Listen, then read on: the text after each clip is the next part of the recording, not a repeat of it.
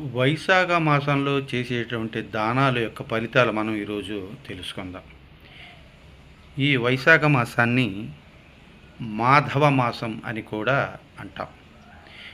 ఈ వైశాఖ మాసంలో చల్లదానం అంటే మంచినీళ్ళు కానీ లేదా చల్లని పదార్థాలు కానీ మంచినీళ్ళు నిల్వ చేసేటటువంటి కుండ కానీ అలాగే నీరు మజ్జిగ ఇటువంటి దానం చేయడం పుణ్యప్రదమైనది.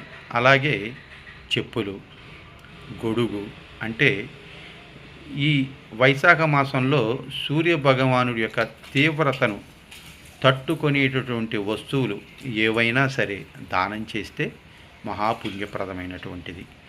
అలాగే అన్నము, ఆకలి కొన్నవానికి అన్నము కూడా దానం చేస్తే ఇంట్లో అన్నానికి కొదువ ఉండదు. వీటన్నిటితో పాటు నెయ్యి కూడా దానం చేయొచ్చు. అలాగే తాంబూల దక్షిణతో సహా మీకు తోచినది చల్లటి పదార్థాలు ఏవైనా సరే దానం చేసినా మంచి ఫలితాలు ఇస్తాయి. ఈ ఫలితం తిరిగి మళ్ళీ వెనక్కి వెళ్ళనటువంటి ఫలితం మనకు దక్కుతుంది.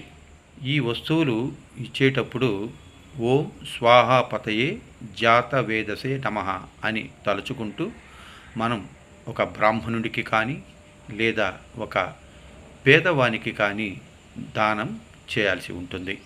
జై శ్రీరామ్, జై శ్రీమన్నారాయణ.